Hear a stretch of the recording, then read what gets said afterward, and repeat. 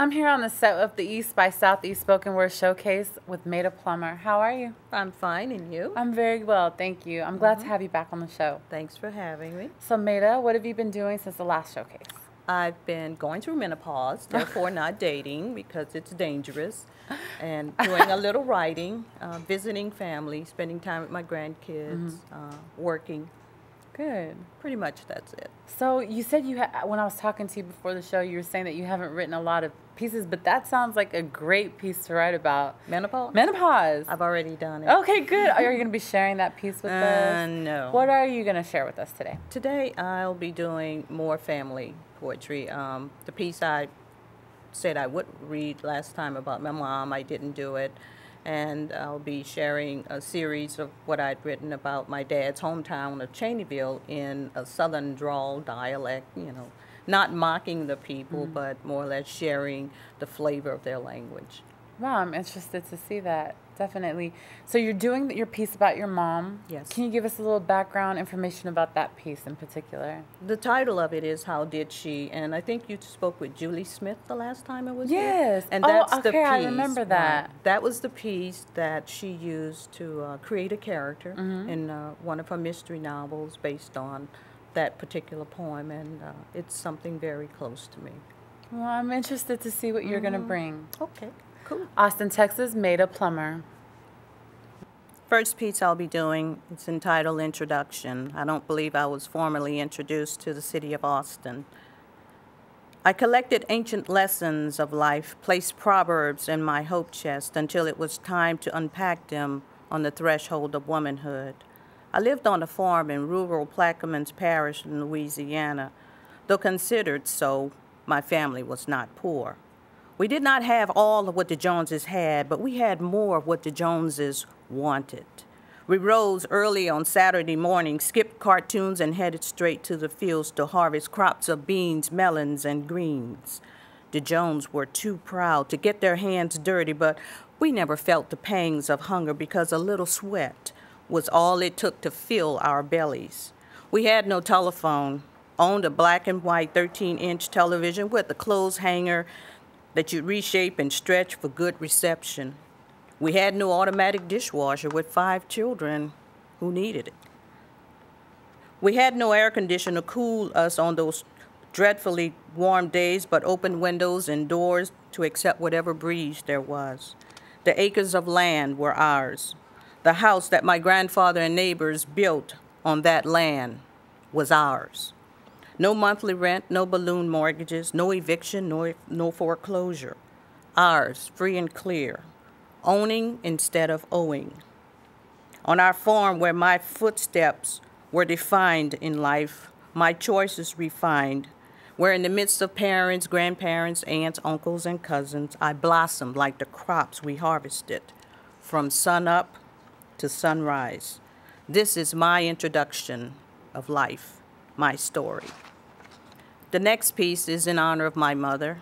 The title of the piece is How Did She?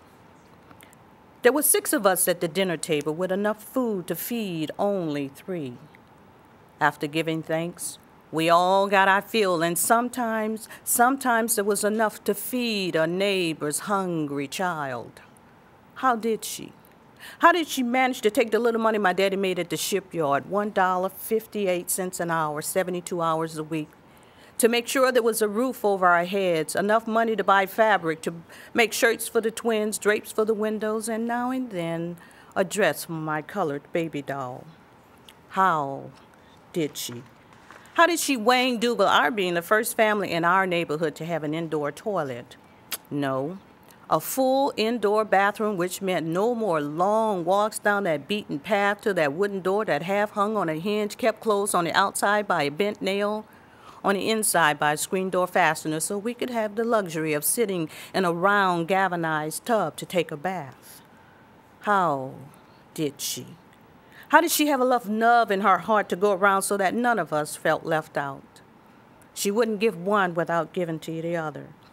Even for our cousins who came over because their mothers were busy washing clothes others not her own would wear and cooking food for mouths of another's brood.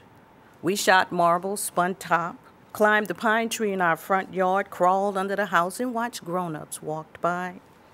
We laid on our backs, looked at the clouds in the sky, and some of them resembled spilled milk. How did she? How did she keep a happy heart in hard times? It's a thing called mother's love. The next piece is entitled Cheneyville, My Place of Familyness. And as I said earlier, I'm not mocking my family's dialect. I just want to celebrate the flavor of their language. Mama got up about 3:30, fried chicken, packed clothes, and brewed coffee, all full the rooster had a chance to crow. Deep in the arms of sleep, pert near 4:45, she pulls back the covers of night, made us wipe what did not need to be washed, but washed what needed more than to be wiped. Daddy took 4 sips of his sweet coffee water, sucked air between the gap of his front teeth, took 2 last drags of a half-smoked cigarette, warmed up the car, then loaded us, his living luggage, into his blue 4-door Electra 225 and hailed the trail master's call, head 'em up, move 'em out. From below the port of New Orleans to our beloved Cheneyville, 385 miles to them sugarcane fields up home before the 7 o'clock sun peaked. Over the windowsill of the horizon, 3 backseat drivers fell over each other like drunken dominoes. 10 miles, 3 hours on the upside of Baton Rouge.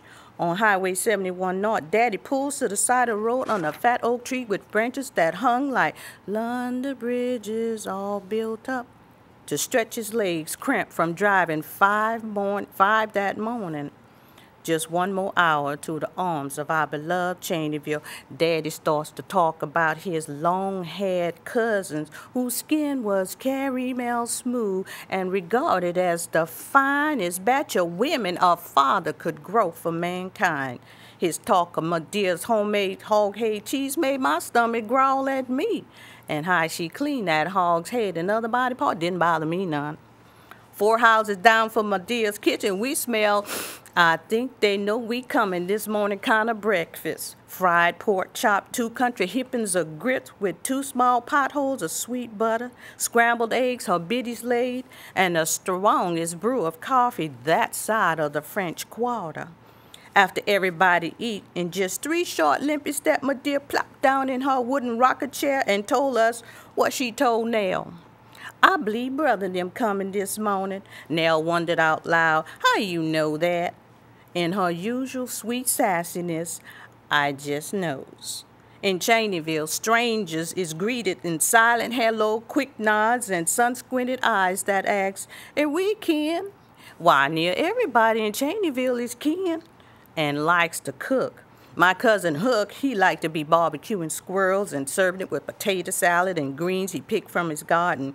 He don't believe in telling you what you eat until you finish, so don't be surprised if you get the urge to run up a tree or collect a few nuts. I suppose it was my howling that made Aunt Susie ask, "What the matter with that girl? You whooped her?" "No," my daddy said. "Your daughter slammed the car door on my baby girl thumb." I cried right up to supper time. This be the same Annie who asked me to fetch her teeth. I says back, "I'll rub your legs and I'll rub your feet, but there ain't no way I'm gonna mess with your teeth." Daddy chased me with a switch for talking back. Right by 8 o'clock, we get ready for bed, and Aunt Laura turns back the covers when I remember them country mattresses. You know the kind where you sits on one side and the other side flips your nightgown and cover one of Doris's cookies that we used as a doorstop. It don't matter. You sleep so hard you don't even mind slobbering on that chicken feathered pillow.